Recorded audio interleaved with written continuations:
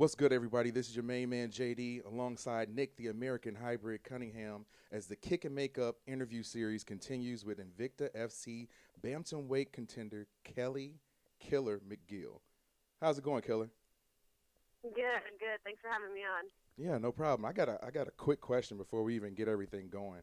Why do you go with Killer and not Killer? I'm kind of a Killer type of guy with the A instead of the ER. I actually have never even thought of that. That's a good question. So, okay, this is our first time really talking, so we're gonna just go ahead and have you change your nickname altogether right now. We'll go ahead and email the Invicta people and everything and have them take care of it. Is that cool? All right, sounds good. All right. Quick first question.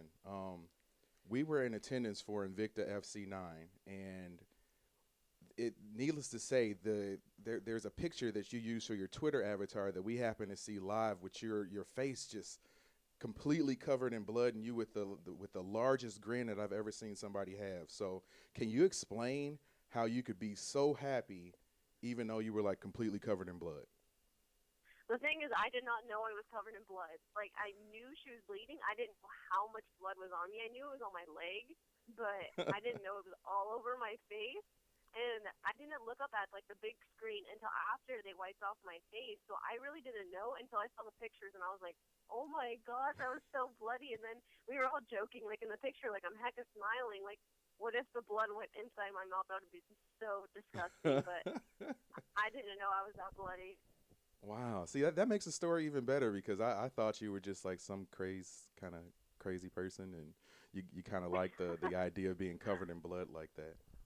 Oh, no, no, no. I probably would have been grossed out if I would have known that. Well, I had a quick question too. Just even after this huge weekend, I kind of wanted to hear your thoughts on everything this weekend, and if you thought about that, your card is is a following card after one of the UFC's biggest events.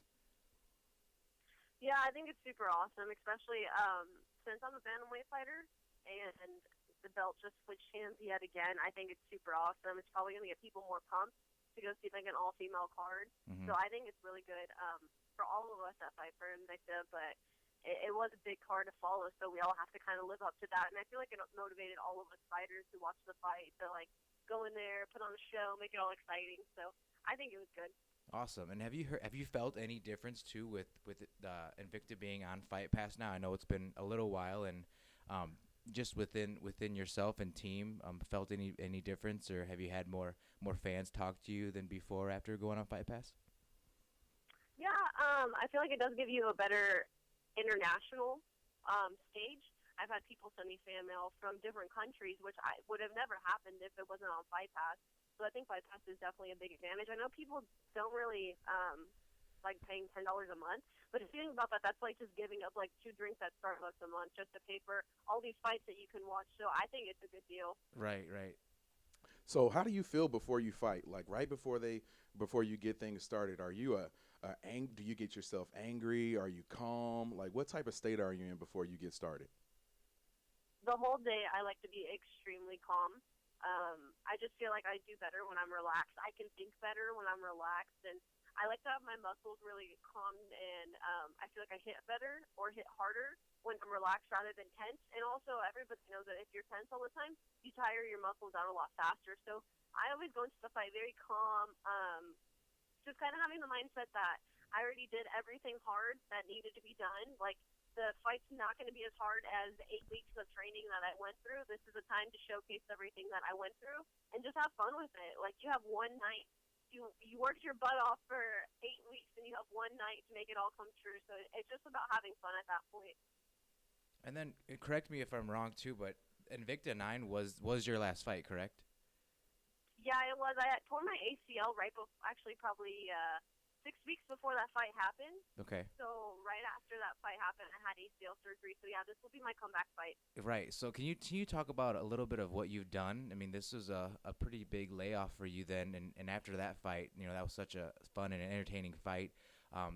Very dominant. You had to take over a year off. Like, what was going through your mind through some of the hard days of that?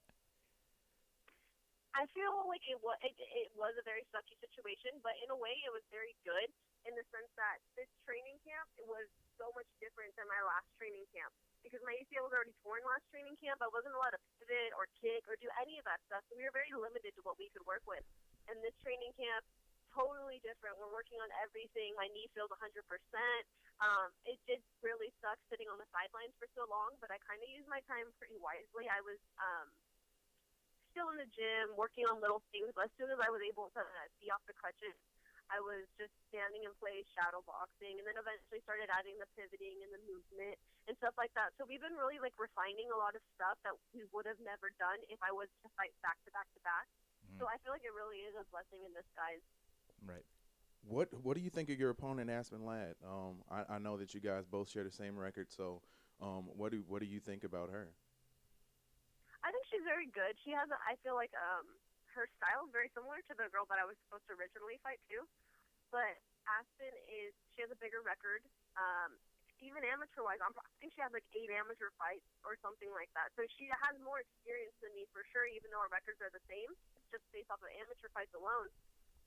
But I feel like we match up very well. I feel like it's a very even fight. We live maybe 2 hours from each other, so I knew this fight was bound to happen eventually. We were supposed to fight a long time ago, and it fell through. So I know who she is. I'm familiar with her as well. She's familiar with me. So I think that this fight was bound to happen eventually, and I'm very happy with it. And you said you like to stay relaxed too, day of. But how about week of this week? Is there anything unique you do, maybe superstitious too, during fight week to get you more relaxed or to just keep you in a fun mindset?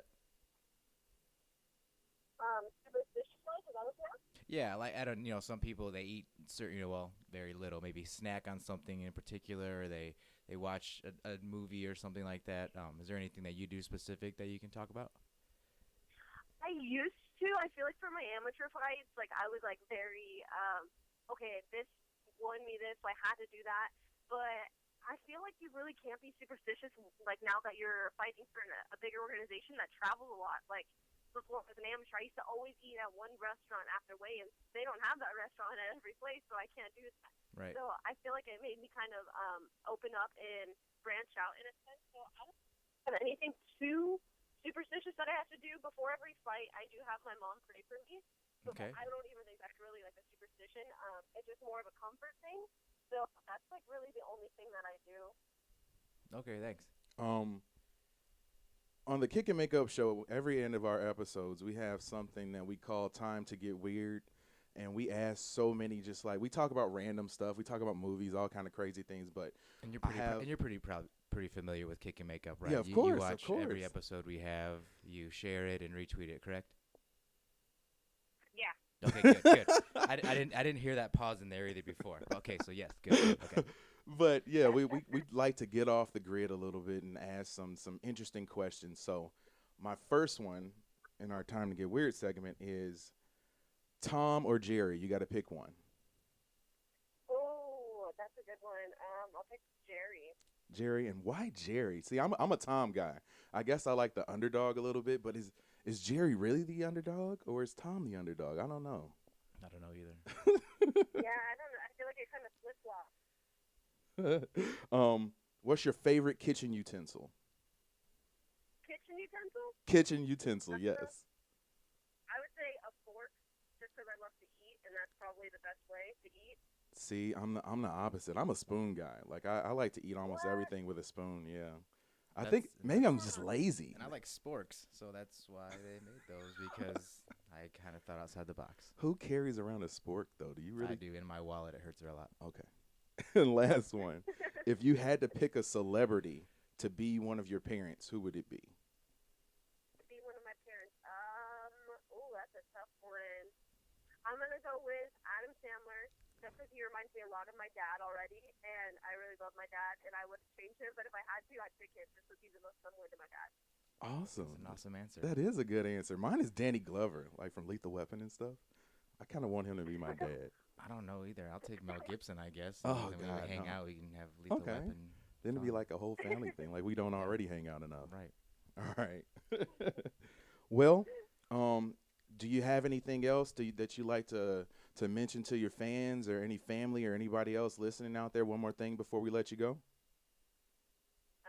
Just make sure you tune in to Invicta FC 16 on the second fight. So don't tune in late, otherwise you'll miss it. Yeah, it might be. That'll work. Big thanks to Kelly Killer McGill for joining us today. Killer. Yeah, Killer. We're gonna change that. We already sent the email out. It's already official. Yeah, It's it's too fast. late. We work fast. It's too late. So how should people, your fans, anybody get in contact with you? You can follow me on Twitter or Instagram at Killer Kelly MMA. And then my Facebook fan page is just Kelly McGill, and you can find me there as well. All right, that'll work. And thanks for hanging out with us again, thank you Kelly. so much for taking the time. We really appreciate it, and best of luck in your fight. No, thanks for having me on, guys. It was a lot of fun. Yeah, and if you want to check out more from kickandmakeup.com, go to our official site, kickandmakeup.com, or search on YouTube for Kick and Make Up. And as always, remember, don't solve it in the streets. Take it to the cage and kick and make up.